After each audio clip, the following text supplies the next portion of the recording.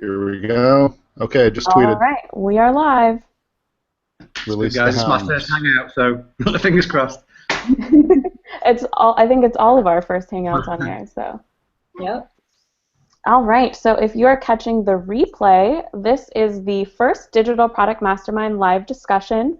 We're going to talk today all about idea validation.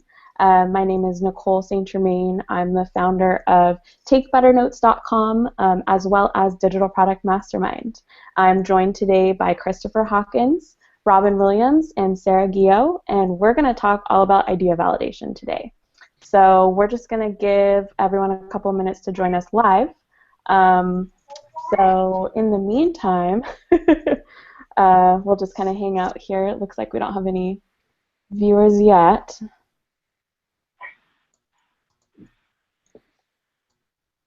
Chance to pop up on Twitter. Right. Tweet it out, invite your friends. Oh, you know what? I'm going to go into the Product People Club Slack channel. Oh, that'd be great. Yeah, see if anybody's hanging out. Maybe wants to come join us. The more the merrier, right? Absolutely. It's not how many people are at the party, it's how much party's in the people. Thank you. Exactly. I like that. I like that. So even as a replay, like I say, this should be, from what you guys were looking at, I was seeing in the comments on the Facebook, there's some really good tips and hints, and I think we've covered quite a bit of ground between us all, which would be really interesting from my side, so I'm looking forward to the replay as well. Nice. Yeah, and I think it'll be a good, this will be a fun experiment, I guess. We can find out what else we can do with DPM Live and what other things we can talk about, or other ways we can structure discussions, broadcasts, etc. So I'm excited. Oh, we have a viewer. We have one viewer. Hi. All right. Welcome. That's exciting. See.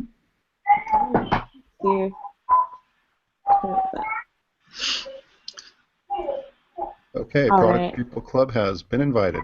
Woohoo. All right, so I guess we'll just kind of go through a little bit about what Digital Product Mastermind is, and then we'll kind of jump right into everybody's introductions one more time.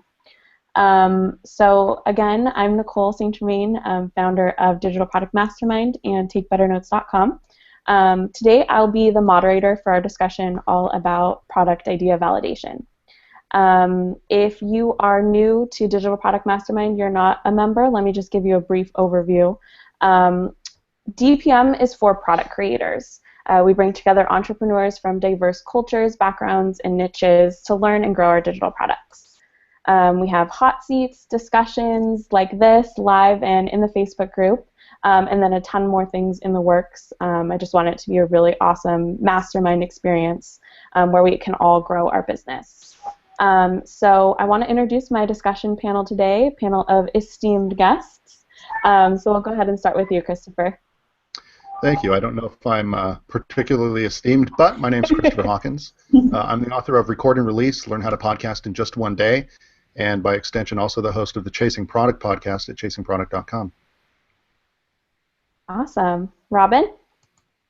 Okay, I'm based in the UK. My name's Robin. I do full-time. I do a lot of online marketing and especially analytics and conversion the last few years. I've been a creator. My background sort of creative artwork and things like that. So I've sort of tried my hand at lots of different things and never really known where to be with products. But since doing the challenge this year, it's really kicking off. So I'm sort of really enjoying the small challenges, and then yeah, I'm interested in sort of seeing where we go with all the product mastermind.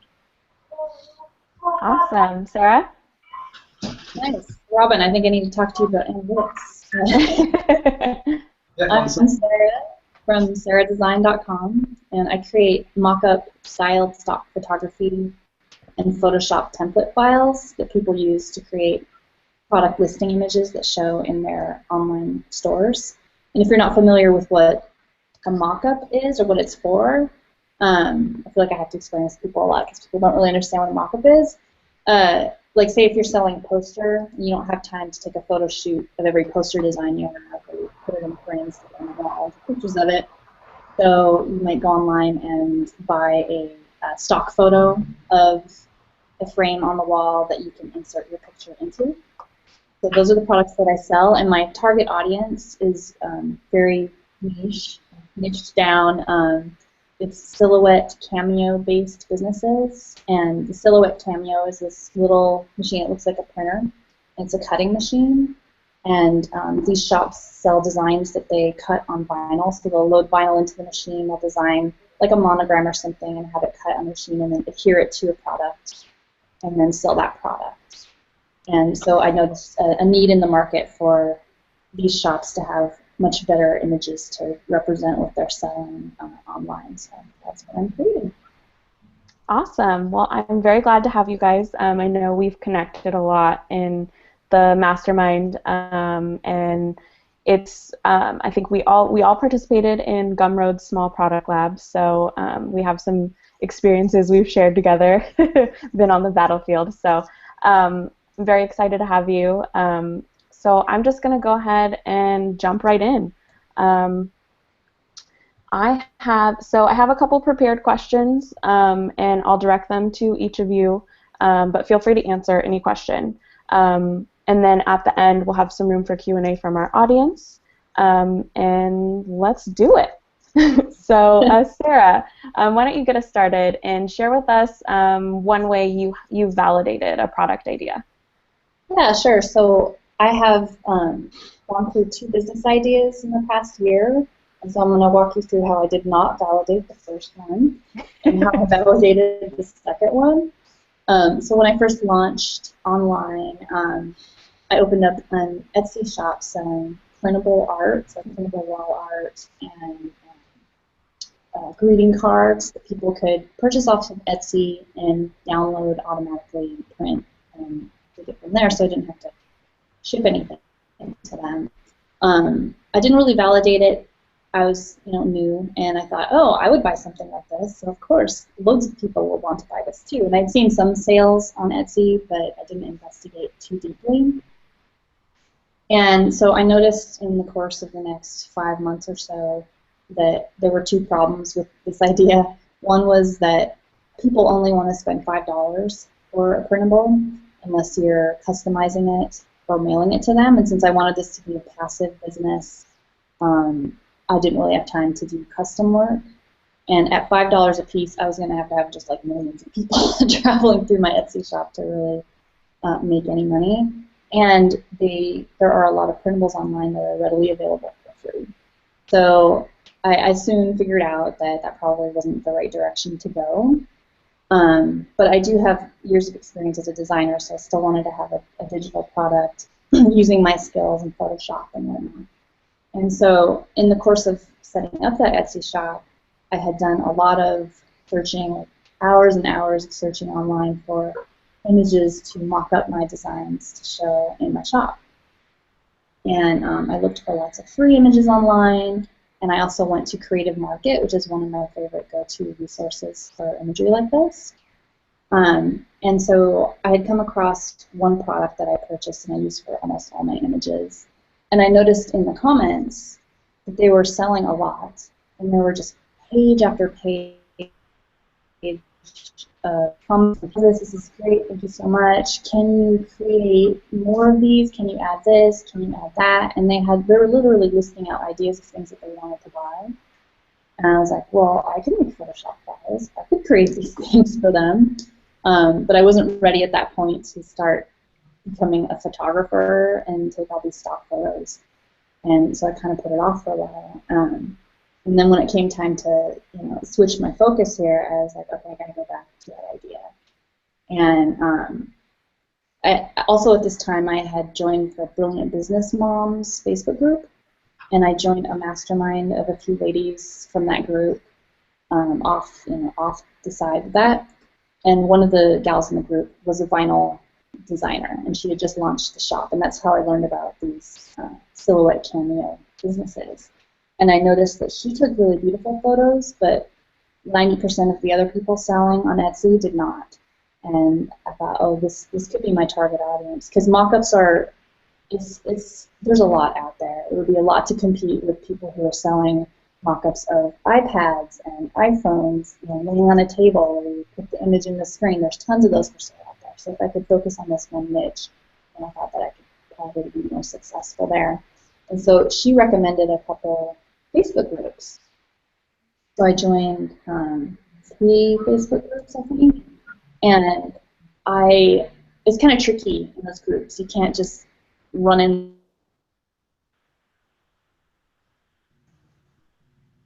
I think we've got a lost. Yeah. Oh no. Just when it was getting good. I know. And the best tool I ever found was. That's usually how it goes. Let me try and get a hold of her. Why don't one of you talk about your experience validating a product idea? I'll jump on that one. The very first time I tried to validate a product, and me being a skeptic, I always feel like you can never really know for sure if what you're selling is going to actually be bought. Way back when I was doing a web app called Small Spec, and by way back I mean 3 years ago, I actually went so far as to set up an entire website that looked like I was selling a finished application. And on the page where you would actually sign up, I had the little plans, the $49 plan, the $69 plan.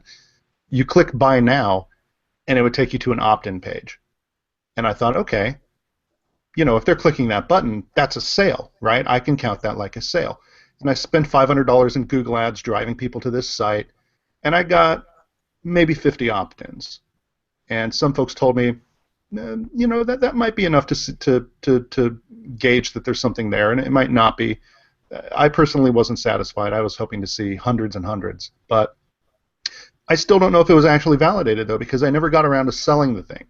I never got to the point where I came back to those people and I said, okay, smart guy, you opted in for this, you clicked on the buy button, now it's time to actually put your money on the table. So I don't really know. Maybe for some folks it would have been a sale, maybe for others it wouldn't. But I do know that at the time, with 50 opt-ins for a SaaS app, I didn't really feel like I had validated that thing thoroughly, and I think that may be part of the reason why ever since then, even though I've been making progress on it, I haven't been super gung-ho about it either, because I'm just not convinced that it's really a sale. Yeah, so you drove paid traffic to your landing page. Mm-hmm. And got 50 up. Okay, so what do you think would have been a good number? Like, what is the number you would have been like, yeah, I got to build this?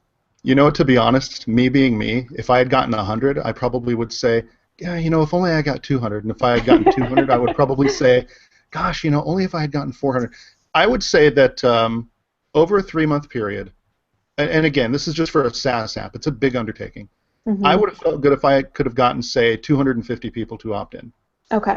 That would have been the point at which I think I still would have been scared, and I still would have been skeptical because I'm skeptical by nature. But at that point, that's where the kind of the counterbalance of doubt and opt-ins would have started to tilt for me. With something smaller like a book, which has much less going into it, much less time, much less opportunity cost. For my book, I had maybe 25 people opted in, and I was fine with that. Mm-hmm. But again, a book was I did that in a 10-day sprint. A web app, that could be weeks or even months before I'm able to find a straight path to revenue on that. Right. Okay, Sarah's back. Hooray. Sorry. That's okay. So I'm trying to remember where you were when it cut out. You were talking about joining Silhouette Facebook group. Yes, so the Facebook group, I'll finish up real quick in case my computer shuts down again. But yeah, so in the Facebook groups, I noticed probably like 40 comments a day of people saying, how do I make a mock-up? Where do I go to get mock-up images? What do I do to make a mock-up? So I kind of felt pretty confident that it's down. And so that's when I joined the Small Product Lab and I launched my video course with the files included. And pretty soon here I'm going to be loading up my Etsy shop with more files for people to purchase. And that's where I am right now. So sorry. Awesome. Yeah. So you were on Etsy and you saw like pages of comments of people saying this is amazing, I love this. Then you went into Facebook and more people just asking for this product that you created. So it was on Creative Market, not Etsy. Oh, Creative Market. I'm sorry. So there's that's a great way to get validation, is to literally build what people are asking for. Mm-hmm. So that's awesome. Robin, do you want to share your experience with validation?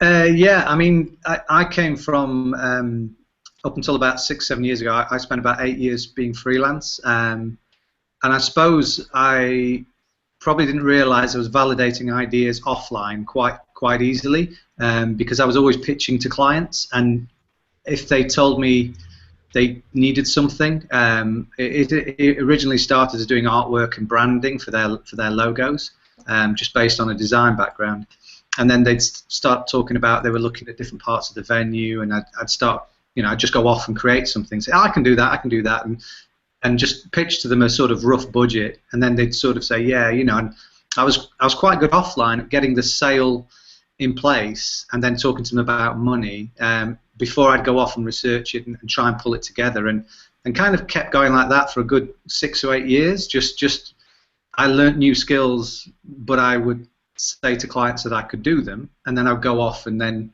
work out a way of doing them, and try and fit it to that budget, and that seemed to be quite a good way offline. The problem I had was scaling. I used to do a lot of video graphics, for motion graphics for visuals for events, and it was always DVD. You burn them out to DVDs, and producing those would take an hour and a half to actually rip to DVD, and then to do the covers and to send them out. And I suppose 6 years ago I was looking for ways of scaling digitally, and I couldn't find the likes of things like Gumroad and things where you could get the files in without quite serious investment to £100-200 a month in terms of really slick sort of download and PDF exchanges. So I knew I had lots of ideas that I could validate quickly if I was face-to-face. I suppose the challenge for me is how do you scale or validate products without that face-to-face? So having worked with other companies, working with conversion and landing pages, and how to do the sell and how to get the idea in, that's been a real interesting into my side projects. It's been really good to try and push some of that, and I seem to find, like I say, that there's a spark of inspiration about what I want to create, rather than me thinking, oh, this, I'll ask and get this validated. I tend to just make something and then think about trying to get it out, and I have done for years, and that's probably been the problem.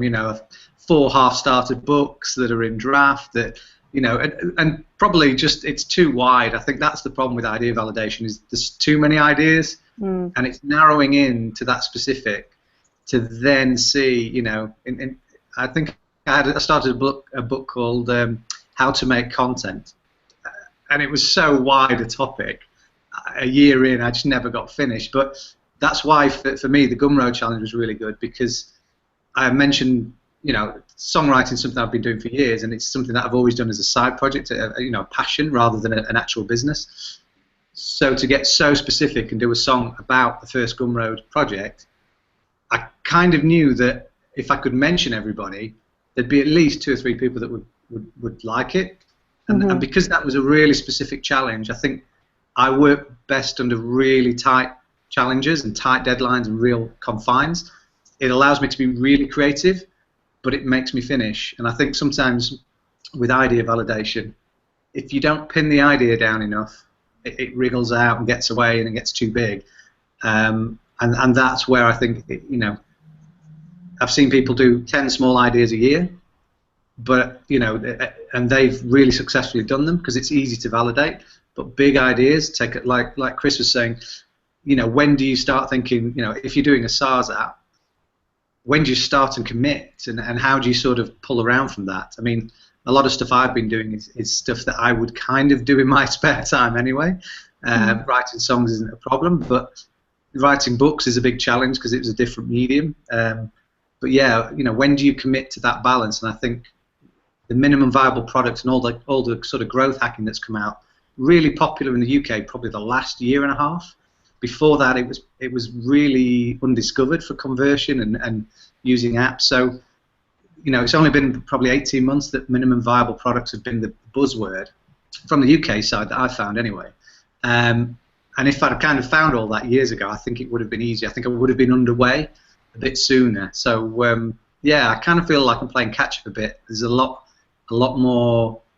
It seems a lot easier to validate outside of the UK, but I don't know if that's just because, you know, I'm not in the right places, or socially, you know, social media. It depends what you're using. So yeah, it's interesting to sort of hear everybody else's take on this, really, and when you commit, you know, from there. I've always done it the wrong way around. I've built it first and then wished they would come, and then panicked, and then sort of gone on to the next thing and never sort of gone back and worked it hard, you know, sort of. Which is always bad, because especially when I work in marketing, and that's what, you know, I do it for other people. I find it hard to apply it to myself. So yeah, it's been interesting. You know, you brought up something that I think is really interesting, that I want to get all your takes on. Is at what point do you stop validating and start creating? You know, how do you know when it's validated? I guess we touched on that a little bit with Christopher, like how many opt-ins did you need, you know?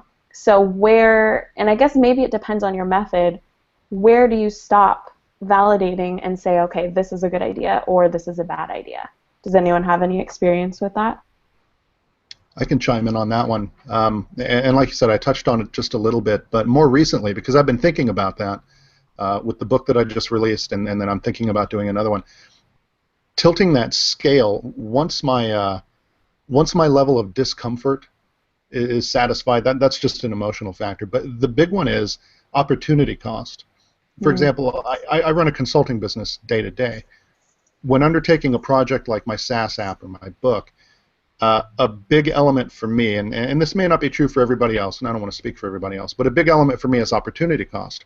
Does this look like it may pay off well enough? Does it look like it may be well enough received on a long enough frame of time that the opportunity cost of investing my time here rather than elsewhere is worth it? I've expressed some frustrations about that with my book, but a book is a small project. With the SaaS app, I thought, oh, gosh, you know, if this thing goes well, it could equal or better my consulting practice. So that seemed like an okay thing to pursue. But with each project, I'm always thinking about opportunity cost first. Even if this thing validates clearly, is this the best use of my time? Maybe if it validates to my satisfaction, in terms of is there interest, is there a market? Sure. What's the upside of the market? What do I stand to gain compared to what I could be doing otherwise? That's always in the back of my mind. Admittedly, if I had a regular day job, I probably wouldn't think of it in those terms. But I know a lot of freelancers who think about it the same way. They have a thriving freelance practice. They want to do products. It just doesn't look like the payoff is going to be there, so they shy away from it. And I've been there myself. Yeah, it's interesting because I find it difficult to calculate my opportunity cost without knowing. You know, like you said, for freelancers, you know exactly how much your time is worth, and I don't know yet, so I don't know how much time I'm spending or how much it's really costing me to build a product. So, Robin or Sarah, do you have any other thoughts on this question? I think that what Christopher was saying about the emotional side is what it was for me. Like, at this point, I feel comfortable after seeing all the comments from people that I have validated my idea.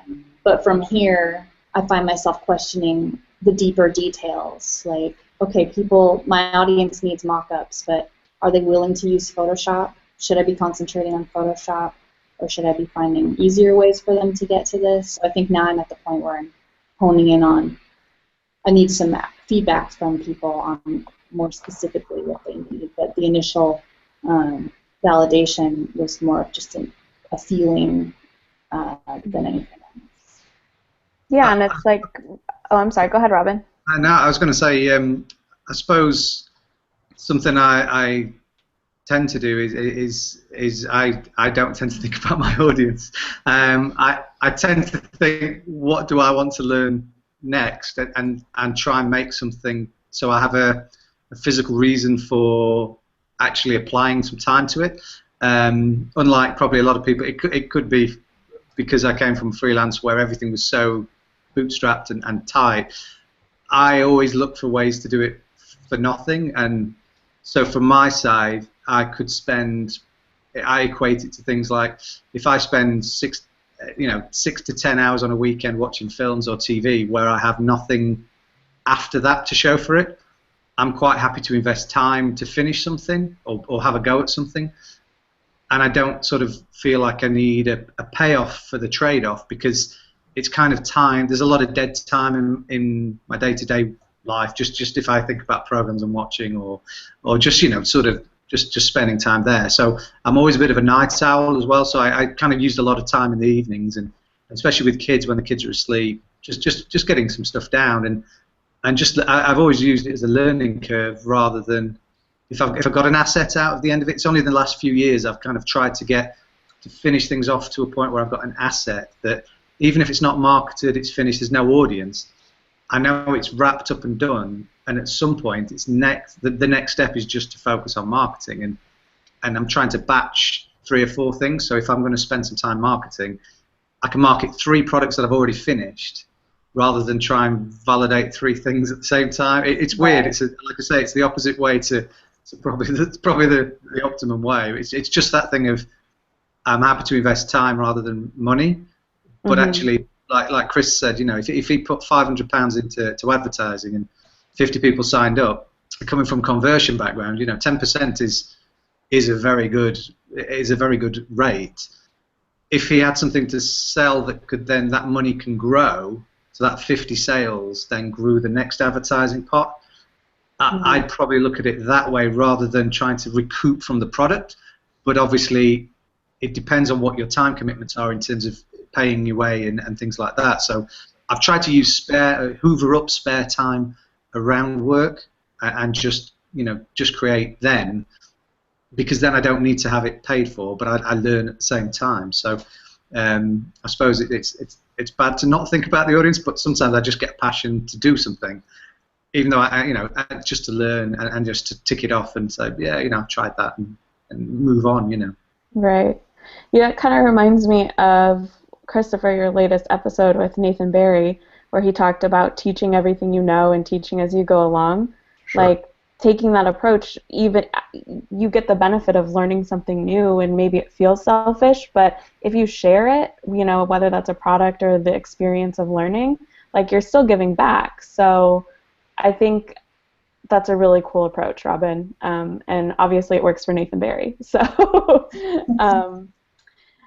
so let's kind of talk about, I know we touched on our experiences with the Small Product Lab. I just kind of want to talk about our experience and how that validated a product, a market, a price, a niche that you wanted to serve, anything that you got in terms of validation from the Small Product Lab. And Christopher, I'll have you start us off.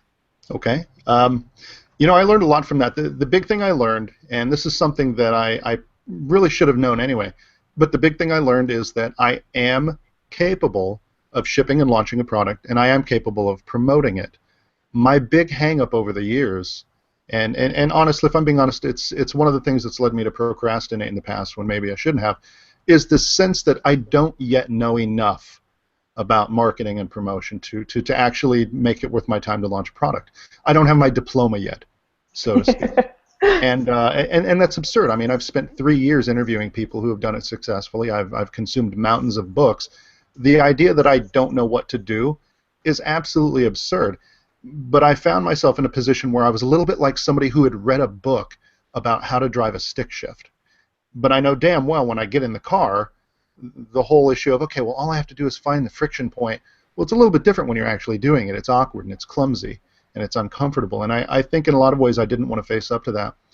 So the big thing is just giving me that very, very finite window of time to give myself permission to simply do what I know how to do, to simply do the things that I feel comfortable that I can do, to give myself permission to just employ whatever tools happen to be in my toolbox, stop lamenting the ones that I feel should be in my toolbox, and maybe they are, maybe they aren't, and just forge ahead. And it paid off. I mean, I've made about $1,100 from the book. That's fantastic. I'm told that that's $1,100 more than most self-published authors will make. Great. I'll take it. At the same time, I catch myself saying, well, gee, if I were a big promotional guru, like we were just talking about Nathan Barry, for example, gosh, how much more could I have made? I don't know. It doesn't matter. I employed the things that I had in my ability to employ. This is how it turned out. And next time, hopefully, I'll take what I've learned from this and I'll roll it forward into the next one.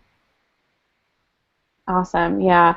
I think, the small product lab on its face is really all about validation, right? To prove that you can get something tiny out there and make money from it. And Sure. We all did. So, and I don't know about you guys, but I had never made a single dollar online before I did the first small product lab. And I was always told the first dollar is the hardest, and it was. I spent a year online and made nothing. And then I did 10 days and I made money. And it's, the most amazing feeling. And you know that if at the very least you're validated, right, as a product creator. You validated yourself. So not to mention your product or your market or anything like that. So Robin, you did it twice. So do you want to talk about your experience? Yeah, I found some really good inspiration in the last year or two. Something I wanted to touch upon just quickly is Chris made a comment, I can't remember if it was on your podcast or on Facebook, where you were saying about martial arts training and being on the low belts, the belt above you trains you, and then the belt above them trains them, and all the way up to black belts. And I thought it was really interesting, because that's exactly, I struggled for quite a long time trying to write an ebook that could battle the likes of Pat Flynn and things like this, because I just didn't have any momentum that they had. But a lot of the big players out there, and it took me time to realize, didn't launch with the products I was reading. So they were selling hundreds of thousands of products on a product of how to do stuff online, like marketing, but they made their money on a totally different product, and it took years. Because Pat Flynn's was his, of course, the architecture site, and it was 2 years of his course, and it picked up traffic, and he was doing it anyway. It had a lot of SEO. There wasn't a lot of people on it around the time doing the same topic, and it was only when he started to partner with the actual accreditation that he started making big money from it. And then the ads, and then you look at a lot of the early. I've been following his monthly amounts, and most of it's Bluehost. About 30 grand a month is Bluehost, which is a good affiliate. But for me, affiliate stuff just doesn't feel clean money. It doesn't feel a nice way to earn money. I did make money once doing some affiliate. It took me 6 weeks of battling with Google to get a product up. It was an icky feeling. Made a sale. Took the 75 vouchers of Google traffic and did some PPC, and never claimed a £30 payment, because it just felt like I knew the product just was rubbish, but it was a quick win. I'd keyworded it. I'd done the affiliate stuff, and I was shown by a guy who makes quite a lot of money on affiliate. But he just, he'll ping through his email. He's made like 5 sales a day, and it's a few £100s a day.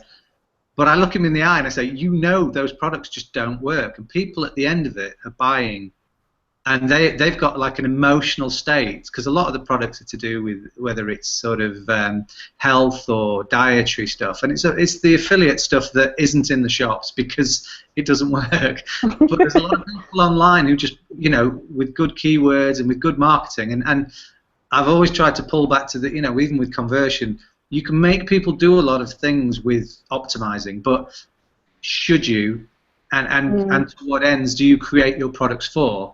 I think what's interesting is, for me, I've been listening to a lot of things like the self-publishing podcast. Like I got into Johnny B. Truant a few years ago, a guy who's worked with 2 other guys on the podcast, and they're prolific writers. They write a book a week, and they have done for 2 or 3 years. Fantastic, creatives, and their process is amazing. And they've spent the last year optimizing all those, and they make a lot of money. But they don't share it. It's not about the money; it's about the process. So I've quite got into the idea of making lots of small products and trying to stack them so that they feed on top to make a bigger, and that's going to take time.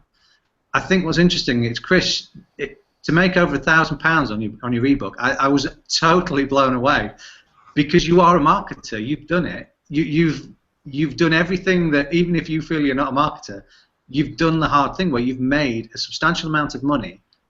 So in 2 years' time, when you've got 10 books and they're all making 1,000 a month or 1,000, every time you launch them, that's where you'll recoup. It's the same thing that Nathan and all the big guys are doing. They've got multiple products, tiers, stacks, and it's just taken time, but it's stacked well, and it's done well, and they're businesses now. They have employees, they have lots of other people involved, and they affiliate between themselves. They all share big promotions to each other's lists, but there's a lot of people lower down who are doing really well, but just you never hear of them, and I think there's a lot of stuff from there. I've found my ideas about what products are changed with the Gumroad stuff, and I was thinking too big, and just to do one small thing, make some money, was really interesting, and to do it twice was to try and take that next step on, and to use that first group of people as my list. It's building a list slowly. It's not a massive list, about 50 of them, but it's made money on each of the releases, so that's been interesting from my side. And how do I scale that? By creating good products that I'm happy with. Mm-hmm. And I think you did a good job of building layers. As you said, you started with the song, but then you turned it into royalty-free music, and then you had a pack of royalty-free music. So I think you're doing a really good job of stacking it up and using the small product labs to go together. So it's awesome to see where we all started, and then to see each other now, and then hopefully in years from now when we're the big gurus and everyone's like, how'd you guys get started? Wow, you gotta dream big, right? Nice. Sarah, do you want to share your experience with the small product lab? Yeah, I think it's funny we're talking about going through it more than once, because I feel like you need to go through the small product lab more than once. No way to take it all in the first time around, and especially I have my day job, and so the first week that I was working on it was a real struggle to keep up, and I couldn't keep up. But being in there and connecting with other people helped me move forward on ideas that I already had, which was I've been wanting to do a video course, hadn't quite gotten around to it, so that's what I did. And I knew I needed a landing page, and I hadn't quite gotten around to it, so I did that.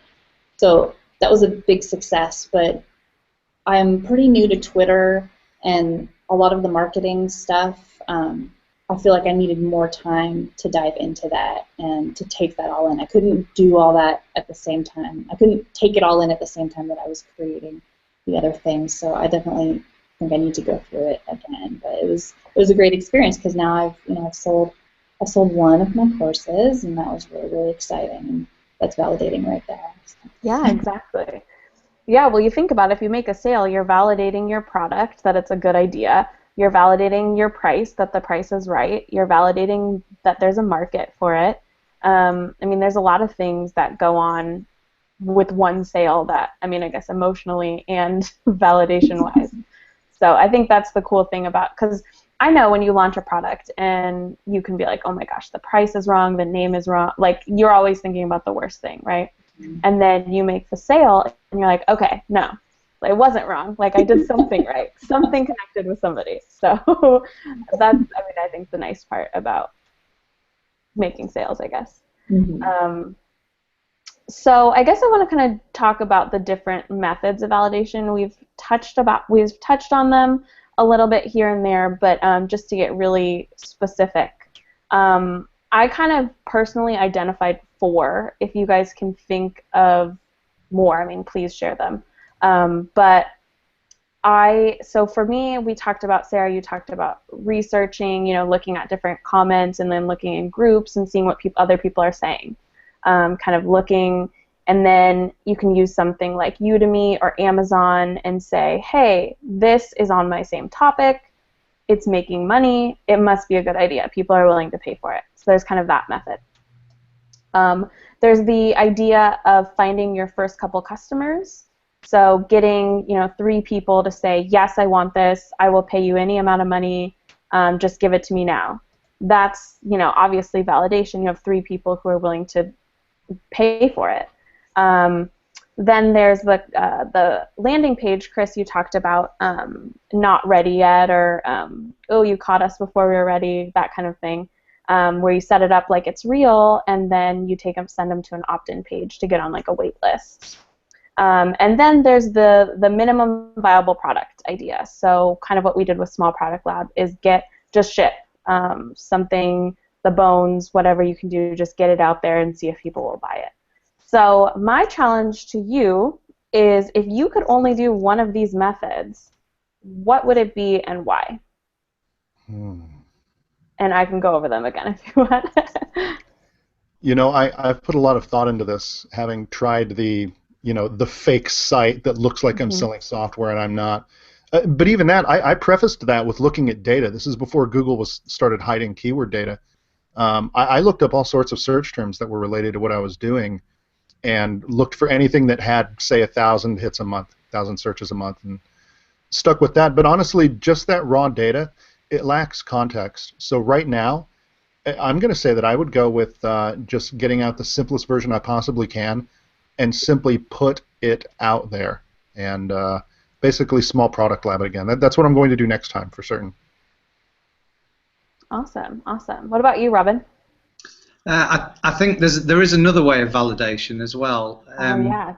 And that is the way I approach it is, if I can't find the thing I need, then there must be everybody else, somebody else in the world, the whole big world, that is probably struggling with that. So if I can't find a piece of information about a certain aspect of what I'm trying to do in my day-to-day life, a lot of the jobs I do are jobs that other people need to do, or are doing, or learning about, or know about. And if I can't find it through search or anything else, I tend to note stuff down and think, well, if I needed that, that could be something for somebody else. So it's trying to pass that value on. So I think that's why I'd agree with Chris. I do something very small that's personally I know has got value to me, therefore I can talk about it as if it's got value to sell it to people. Because I don't feel it's a hard sell to market to somebody. I think a lot of good marketing is you're just finding a connection with somebody else on the same level, and that's why they buy your product. It's the idea of what your product does that really does all the marketing for you. You don't. Some products don't need to market. They don't have any brand. They don't have a website. They're just word of mouth is still the strongest. If somebody finds something that's got value, they will promote it for you. So I think even if you're not firing wildly into the blind, but just doing things that you enjoy doing and you've got passion for, and then trying to see if that fits with anybody else, it might take a lot of time, but it's still a way of validating, and it's where I'd keep going. I'd just keep making stuff. It teaches me stuff, and if I find issues, that's what you can share, Yeah, and you kind of touched on something too, in that you can, I know I limited you to only picking one, but you can employ all of these together, or just a few together, and kind of make your own validation equation, and use a little bit from everywhere to get validation. So I think that's a really good point. And good point about solving your own problem too, because that's definitely something I've personally done with my products that I didn't even realize as I was coming up with these questions. So that's a great point. Sarah, what about you? So I think for my particular product, since it wasn't like this brand new idea or piece of software that I was trying to get input on before creating, that kind of thing I think you could pre-sell. For my product, the MVP route I think I would go with first. I don't think there's any way I could not look around to see if people are interested, but if I just had to pick one, I kept trying to I kept listening to all these marketing podcasts, and what can I do to get the word out, but I hadn't really made the thing yet, and so then I didn't have anywhere to send them to look at it or really, really talk about it clearly, so I would pick making it first. That's interesting. I think you all picked the same thing, so that's kind of, maybe we're biased from our Small Product Lab experience. But yeah, I mean, definitely, I think there's an advantage to doing a couple at a time and doing, I mean, you can build a landing page for an MVP or for a pre-order or something like that. So there is one more way too, I guess number 6, that we could talk about, and that's using paid traffic like AdWords or Facebook ads to drive traffic to something like a landing page or an opt-in. Now, I know, like, we're all bootstrappers. We don't like to pay for things. However, I found in my research there are many ways to get like AdWords credit or Facebook credit, like $50 or something for free. Like, I know if you sign up with Google AdWords, you can get, I think you have to spend like $20, but then you get 50 more bucks for free. So I'm curious, if you had $100 on ads to spend that wasn't yours, so it didn't come out of your pocket, how would you compare that to the other methods of validation which would be considered free? I'm going to say I would go with Facebook ads, because a lot of the folks, the way that you're able to kind of target who it is that you're after, you can almost pick people who have pre-validated themselves. For example, if I were doing a podcasting book again, I would go and I would find people who have clicked who like Pat Flint, people who like John Lee Dumas, people who have listed podcasting as one of their interests. Mm-hmm. It's not hard pre-validation, it's soft pre-validation. It's more of an indicator than a validator. But in that way, I would be doing much better than I did before when I was trying to validate my SaaS app by listing off 25 different phrases and getting thousands and thousands of clicks and spending tons of money. Well, I didn't get thousands, but and then ending up with a group of people that I'm still not really sure if they're into this. I think being able to kind of filter them better on the front end of the process, doing that with something like Facebook ads, maybe Twitter ads, probably wouldn't go AdWords again, but anything that allows me to do a better job of selecting the people that see my ad in the first place, I would go there. Yeah, I think Facebook ads it's incredible how targeted you can be, and I think you can even kind of run it through, so you could say like Facebook ads to people who like podcasting, and then you drive them to a landing page, get them to opt in, and then maybe there you find your first 3 customers who say yes, absolutely. It's kind of the layering process of validation methods. So what about you, Sarah? What do you think about if you had $100 to spend on ads? That's funny. I would also do Facebook ads. I've heard mixed reviews about Google AdWords, and my particular customer is very, very active on Facebook. So, I'm in these groups with them, but I don't have a really elegant way of talking to them without sounding too salesy and getting kicked out of the group. So I know where they are, and I know that these interested customers are there, so I think Facebook ads would be really ideal for me if I can target them really specifically. And I guess the question that comes up is, would you find this $100 you spent on paid traffic, would that be more valuable validation than another method, than say going to Amazon and looking at the comments, or going to Udemy and seeing how many people have spent money on a particular course? Do you think that would be worth more to you because it's paid traffic, or would it be worth less, or the same? Well, go ahead, Sarah. Oh, I was going to say, for my particular case, I went to Udemy, I went to Amazon, and that didn't help me at all. My customers are all on Facebook, so it's really obvious to me for my particular situation. That's the way to go. That's a really good point. Yeah, it does depend on where your market is. So yeah, that's a really good point. What do you think, Robin? I think, having gone through some of the affiliate marketing I did earlier in the year, there's a real subtlety with Google Ads, and Google's great for a lot of technology, like the free stuff it does, the great hangouts it provides. It's really bad at trying to make money off ads. The whole push for, well, now you have to do mobile as well as desktop, because every site has to be both. You can't not have a site, really that is not mobile optimized, and it's a way of them, doubling up their ad revenue basically for a growth, because every company now has to run mobile as well as desktop advertising.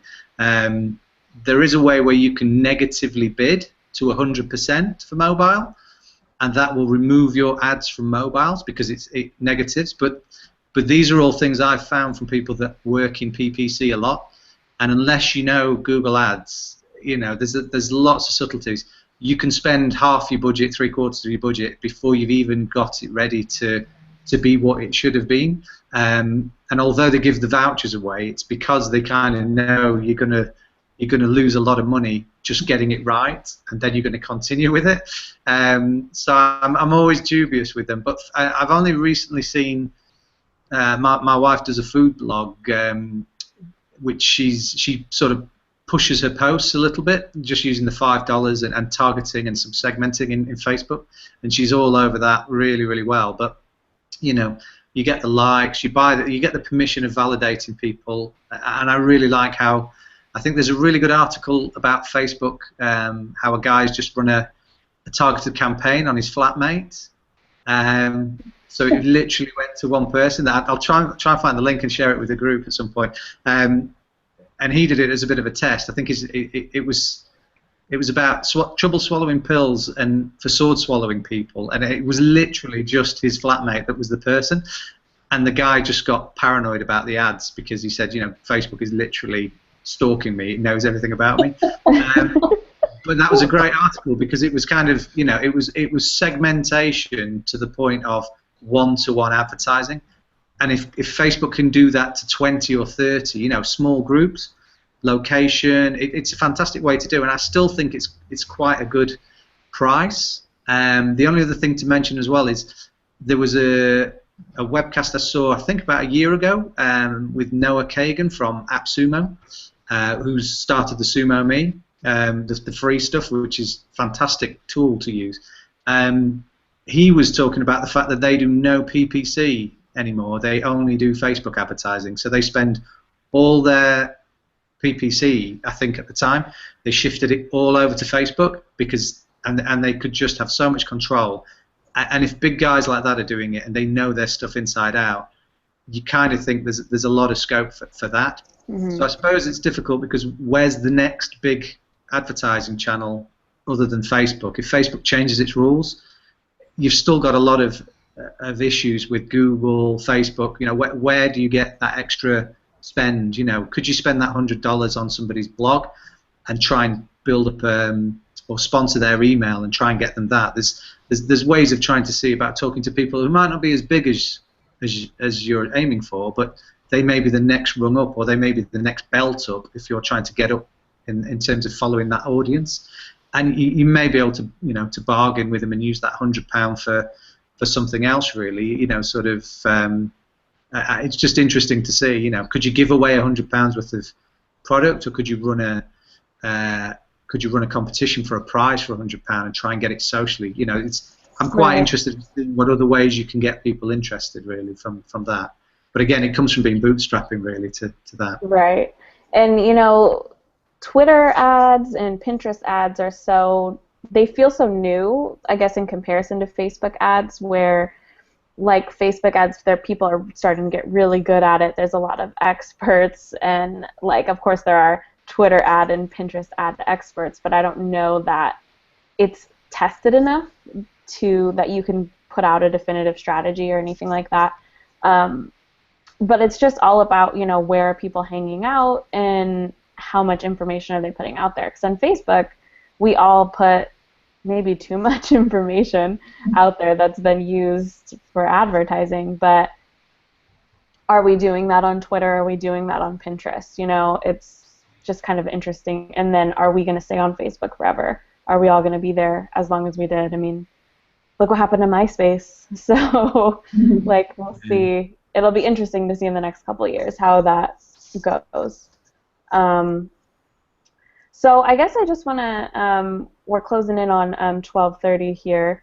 I just want to kind of get in, if you guys have any follow-up points, comments, or questions before we kind of dive. I have a couple more rapid-fire questions. I'd just like to point out something that somebody pointed out to me recently, is that the wild sense of uncertainty in product validation, it really only applies until you get your first set of data points. Once you've got some kind of hard data, in my case, 50 crappy little opt-ins, or one person buys my book, or something, feedback in the form of an email, hey man, your product sucks, it doesn't have this.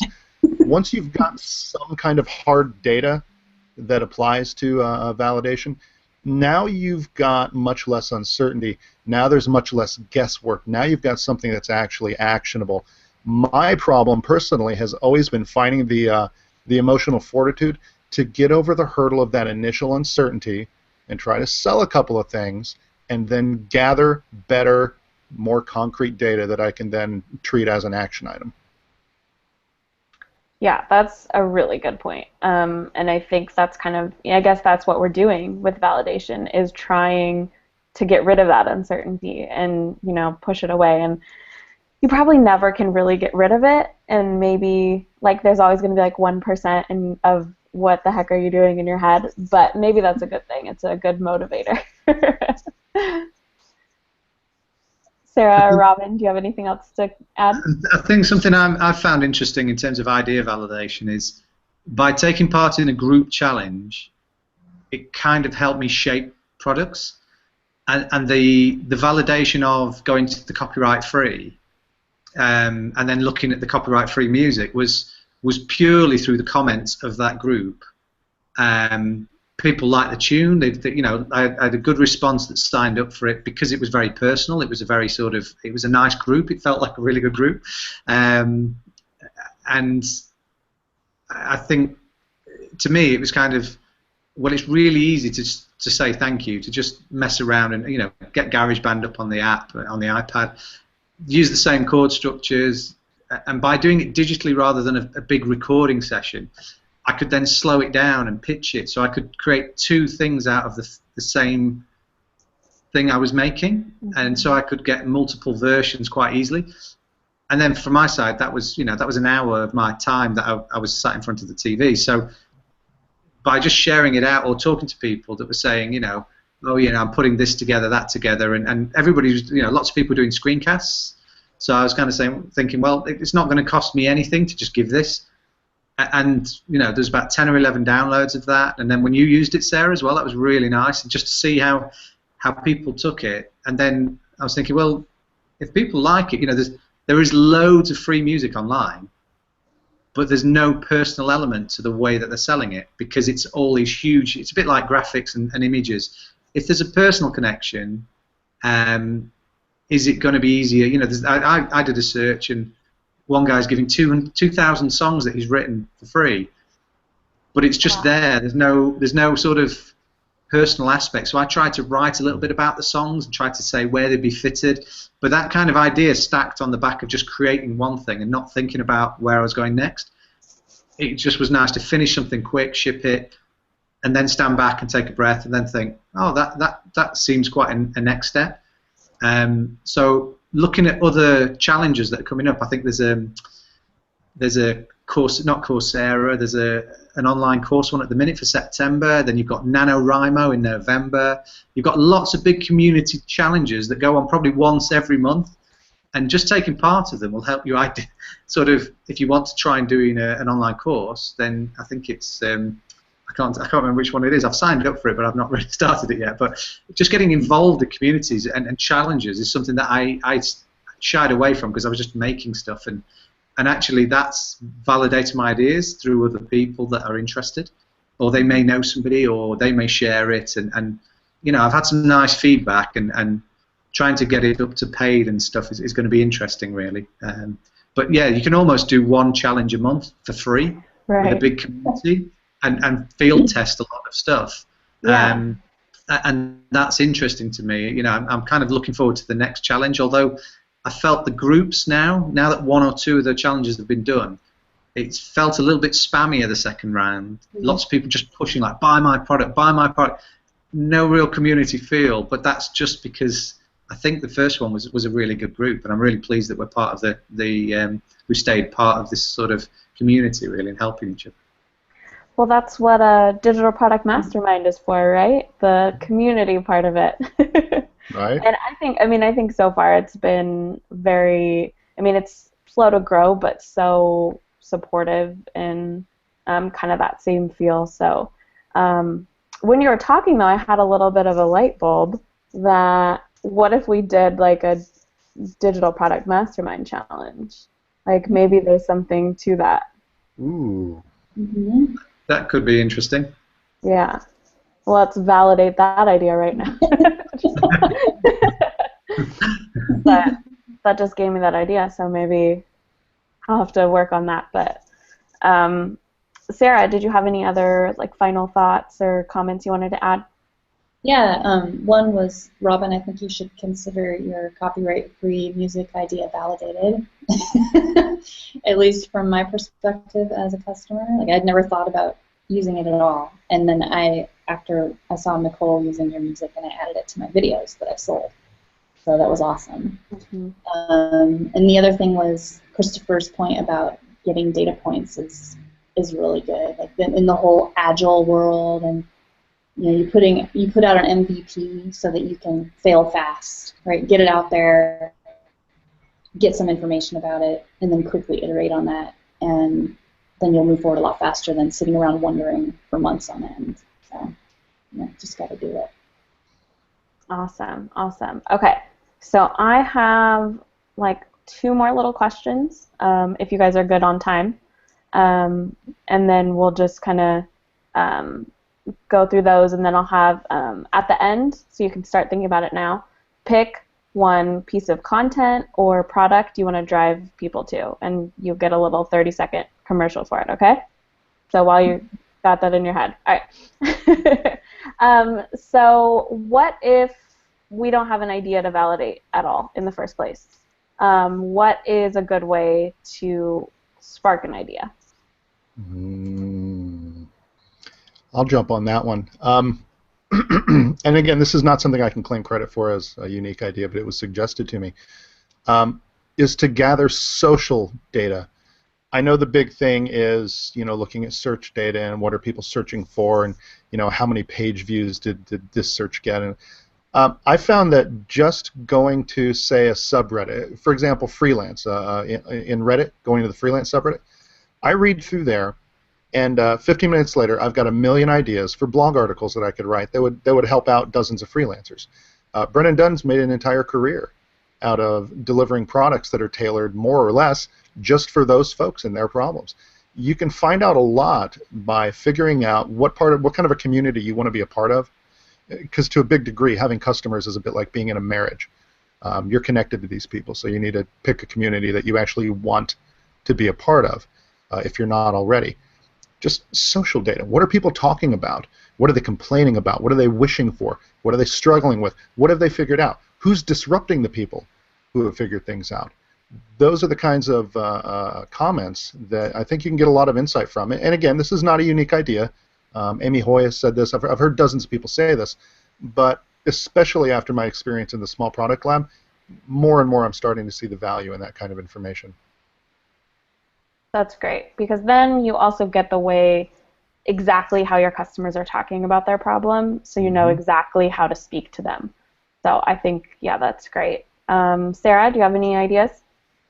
Yeah, I think you should start from the standpoint of what do you love to do and feel like you have some talent doing, and what would support the lifestyle that you want. So, like, I could narrow mine down to design and passive income, so it needed to be a digital product. And so narrowing that in from there helps, not just have like this huge, broad anything everywhere. Like, I had an idea for like something I could sell to the funeral industry, but decided not to do that because that didn't sound like very much fun. Yeah, if you can narrow it down a little bit from the beginning, and then do all those things with, like Christopher was saying, and looking for social proof and investigating from there. But I think you should start with figuring out what you love and what kind of lifestyle you want to have with your business. That's good advice. And what you're good at, too, that you may not realize. Like, what do people ask your advice for? Like, that's how I found note-taking. It was like something I didn't even get that I was good at until I had my mastermind group tell me, like, ask me multiple times, what's your process? How did you get so good? I was like, oh, okay, maybe this is something serious. So like pay attention to what you get complimented on, because I think that's a good indicator as well. Robin, what about you? I think, like I said, the way that Chris said about social being, it was some comments that sparked an idea for me, based on something I love to do, which was just making some free music and just getting it out there. I would say my advice would be just make something this weekend. Just make something, anything, but keep it very small, and then just see what problems you have trying to get it out to the world, and that could spark off what you need to try and think about. Just doing things through the active process, even your day-to-day stuff. Where are the blocks in your day, or where's the repetition? Where could things be easier, and where things are a pain? And then just look to see if there's any solutions, and if there isn't, people are going to be doing the same things. Just try and get in touch with people and say, so make something for somebody else, just one thing for one person, and just ask them for feedback, and then just see if that helps, and start the ball rolling. I think if you're coming from it from no momentum, don't worry about the big picture. Just get something done, like you're exhaling. Don't sort of strain to lift something. Just exhale, a very small thing, and then just give it to somebody, see what they do with it, and then just shape it from there, really. Yeah, that's great. That's good. And it kind of goes on to, you said solve your own problem. Well, solve your friend's problem, or solve your mom's problem. Like these are all great ways to validate a product, because there's somebody who's struggling that you can provide a solution for. So yeah, that's great. All right. So what if somebody else is already doing the idea that I want to do? What should I do? Robin, start us off. This has just happened, actually. I just noticed somebody launched some copyright-free music in a very slick way through one of the Gumroad challenges. It came up on one of the groups, and I was kind of like, oh no, he's doing exactly what I'm doing. And then I just went out and searched the other day to sort of see, copyright-free music. Where can I get it? Did some searches, and there's lots, and there's free, and there's thousands and thousands. And my first reaction was like, oh right, I'm just dead in the water here. And then part of me was like, no, I've actually sold some or given it, and there's lots of competition. But I think the thing to do is there's nobody can make the same stuff I can make, because it may be slightly subtly different to somebody else's, but it's mine. It's it's the process I wrap around it. So I don't need to be slick. I just need to be personal. I could have 1,000 pieces of music there, but if nobody's using them, or what are people using? So I'm going to go upstream a little bit, and just find the point that people. So, case in point would be screencasting.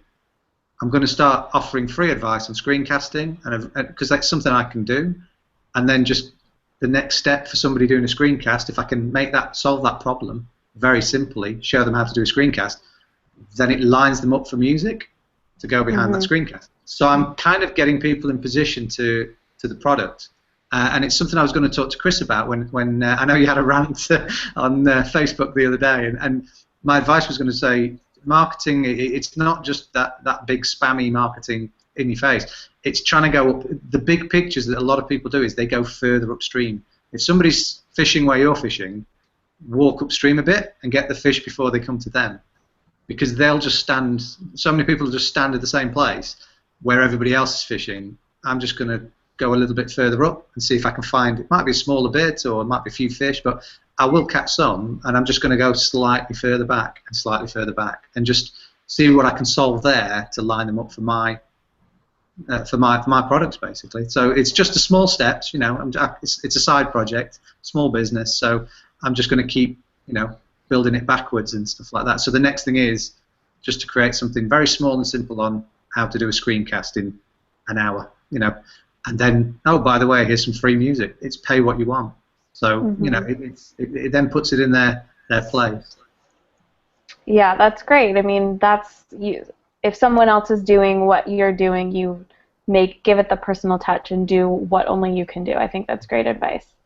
Chris, you seemed like you had something you wanted to talk about. I love this question. I love it because it speaks to the whole red ocean, blue ocean strategy of business that I'm not even going to get into now because we don't have time. But if somebody else is doing what you intend to do and they're making money at it, that's validation. That's validation. That's proof right there that people are willing to spend money. And now all you need to figure out is your positioning. If the existing competition is, say, bad on search, well, you out-SEO them. If their design is shoddy, you can out-design them. If their engagement is crappy, you can find ways to engage socially and out-engage them. If their content is weak, so on and so forth. There's a tremendous opportunity there so long as your competition is, A, somewhat fragmented. For example, if I were creating a new spreadsheet application, I would not want to be going up against Microsoft. They're the 800-pound gorilla. But if you've got a fragmented market, multiple players, there's no clear person who is kind of the tops in that category, you can pick and choose your comparisons so that in your marketing you position yourself so that you're always compared favorably. It's not easy. This is not an original thought of mine. I believe Ian Landsman wrote about this about 10 years ago. But it is a viable strategy. There are plenty of people who see something going on in the market, figure out where it's weak, and find a way to get in there and make some money in the blind spots. And I think that's fantastic. It's a great way to go. Yeah, definitely. I think you're right on about it's already validated because people are paying money for it. So there's your answer. Right. And if you find yourself in a niche where, you know, it's kind of unknown, or maybe people are doing it but they're serving a different audience, I can tell you for note-taking, I mean, it's all about college girls and Tumblr. It's not really a lot of people talking to product creators about taking notes. So I find myself doing a lot of education and having to teach people, you know, why what I'm doing is important and how it can help them. And that can be frustrating, you know, to kind of find yourself walking uphill. So if you find something, if you have an idea and, you know, other people are doing it, that doesn't mean you should stop. That means you should find out what you can bring to it, what's going to make it uniquely you, like Robin said, and find the blind spots, like Christopher said. So, yeah, I think those are great points. Sarah, did you want to add anything? Yeah, I think I don't not anything new. I'm saying the same thing as everyone else here, but like for mock-ups, that was exactly my situation. There's a glut of mock-up sellers out there, but they are targeting corporations and, you know, specific audience, and so I picked a different audience. It's not so technically savvy and doesn't even know that maybe some of these mock-up shops exist. Of course, I still, when I run across a new mock-up shop that I didn't know about, like yesterday I did, this woman's blog, it was so beautiful, you know, my stomach dropped a little bit. I was like, oh, God, another one? But again, she's not targeting my audience specifically, so I think I'm in a good place. Right. Yeah, and that's another great way, too, is to take what someone else is doing and what's working and doing it for someone different, you know, like finding a new niche. Like maybe you could, you know, I don't know if someone's probably already doing this, but like look at what Pat Flynn's doing for passive income, but talk about it to moms or like parents who just want to earn something on the side, you know, like it's validation, but then you can take it to a whole nother level. So I think that's a great point. Okay, last question. What are the best tools to use for idea validation? What are some websites, browser extensions, anything that you've personally used for idea validation that you would recommend other people use? Sarah, I'll start with you. Well, when I first started trying to validate ideas, I had joined a class, and they talked me into purchasing Market Samurai for keyword research, and I spent weeks and weeks on that, and it didn't help me at all, and I was so confused and overwhelmed and depressed. So I don't recommend that for a tool. People are finding a value there. It wasn't it for me. I think. Yeah, my biggest source has been Facebook. If you can talk to people in person, that's probably the best thing. I'm a little shy about that, so I tend to lean towards social. Lots of commenting areas like Amazon, Facebook, Instagram. And I did look, like you talked about Udemy and looking at chapter headings and stuff in Amazon, and I looked there too. It didn't really help me, but those are all valid tools that you can use. Right, and I think the cool thing about Udemy is like you can go and say like if I searched like how to take notes, it would show me like courses other people might have done, and it'll tell me exactly how many people purchased it and at what price they purchased. Mm-hmm. So I know exactly how much money they made from this course, which I think is really cool, but it only benefits you if there is a course in your niche. And so for me, like, there's no how to take good notes on Udemy. I already checked. But there are Evernote courses, which kind of helped me, start my Evernote course, or like how to make study guides, or like things like that that are a little bit more specific that helped me. So maybe like there's nothing broad, but I think that's kind of cool, just because Amazon doesn't tell you exactly how many people bought, and the price is different all the time. So it's hard to measure from that. But Udemy, you can see those numbers exactly. So if it works for you, it's a cool tool, I think. Yeah, for sure. Yeah. Robin? I came across a good way from my side of doing stuff, which is a tool called, I don't know if anybody's used unbounce.com. Mm-hmm. It's a split testing software page. It's about $50 a month. It goes up in packages. Unbounce.com do a free version. It's 200 views per month for free, and you can build as many landing pages for split testing as you want. It's called Kicking the Tires. It's one of their models. But what's great is it's a drag and drop landing page creator, and you can bury in, without knowing a lot of code, you can add in your Google Analytics, things like this. So what I tend to do is I create a landing page in that, because it's got fantastic forms, automatic forms that you can drop in just to get somebody's email. But you can drag sections of the page around. You can split it if you want. I don't use it for splitting. I just create a quick page, and then I just track people. But Unbounce has got a lot of SEO weight, and you can actually make it SEO savvy if you want by clicking a little link in there. But I find, instead of trying to set up a blog with loads of pages and navigation behind something, I'll just create a one-pager, which is a long-form page, just adding in sections.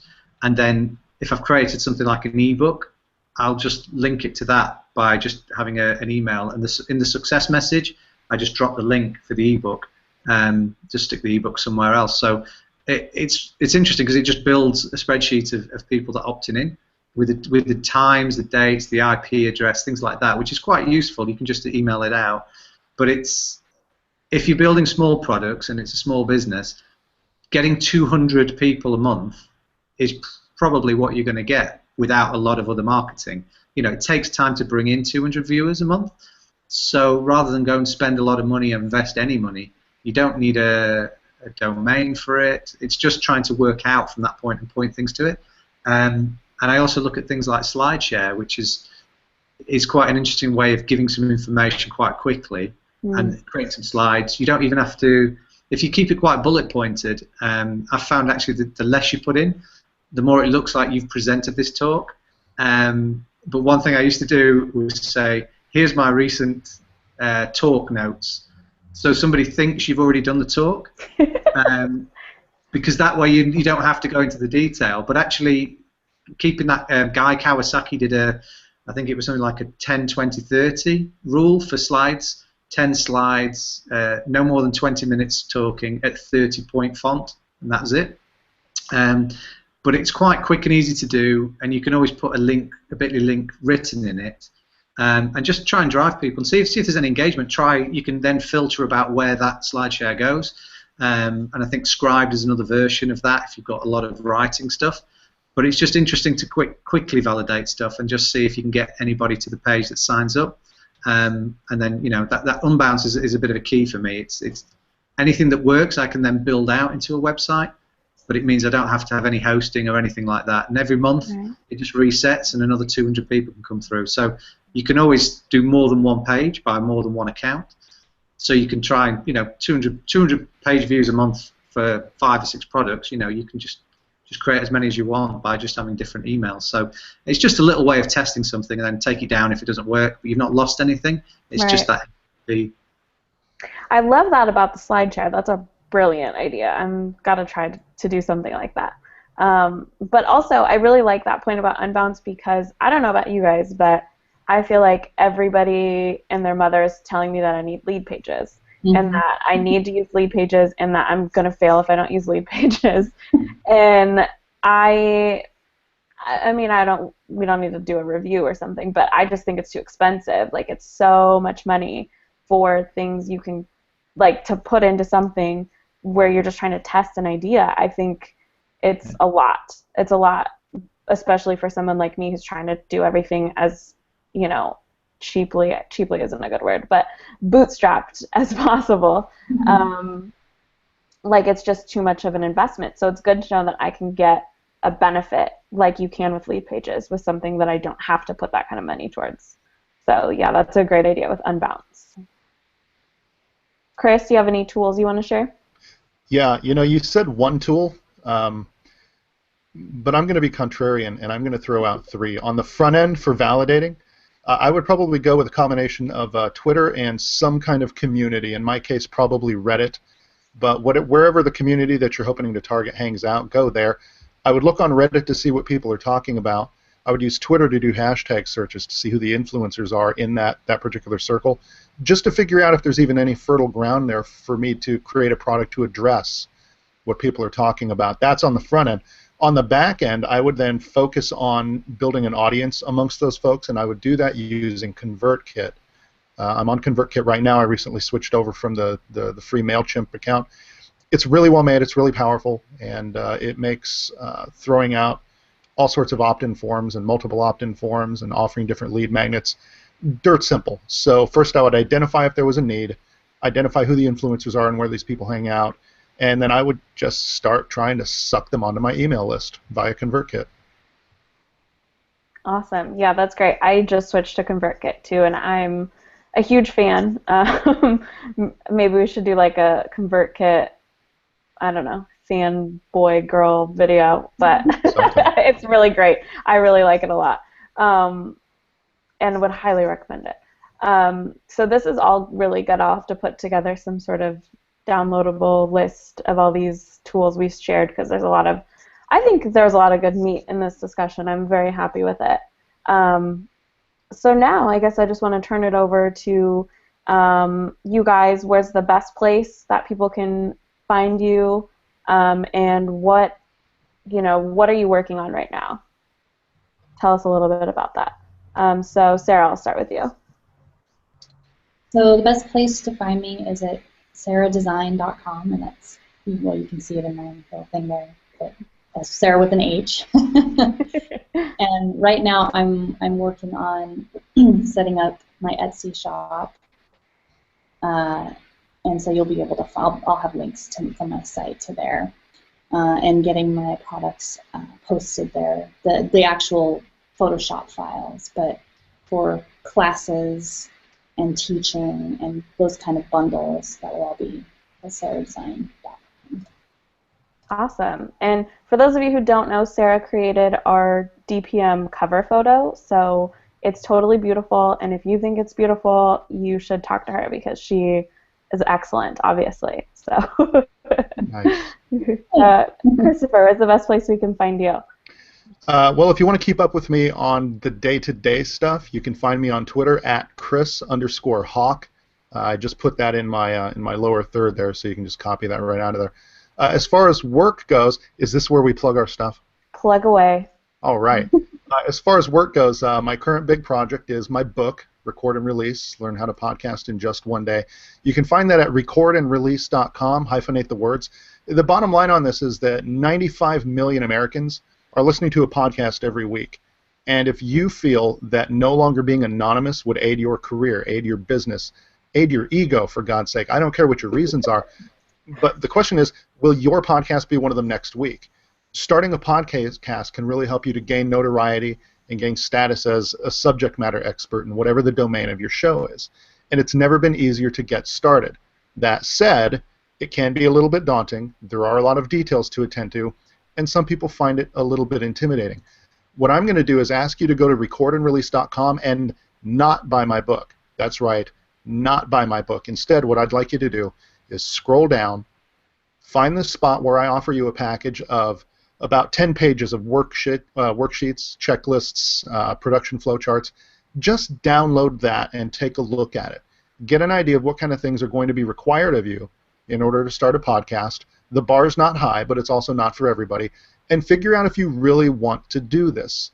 If you really do want to do this, then muddle your way through the exercises and the worksheets, figure out where you are with it, and then maybe, if you still don't feel like you're ready to proceed, maybe think about buying my book. You can also follow me on Twitter. As I said, I tend to post various things related to podcasting and helpful tips and hints and so on and so forth. And that's it. Okay, so the next discussion, Chris is going to teach us how to do elevator pitches and pitch our business and our products, because that was killer. Yeah, why did you go first, Chris? I know, then we... Sarah, do you want to do it again? Now that you've... Yeah, no, seriously, I do want to add something.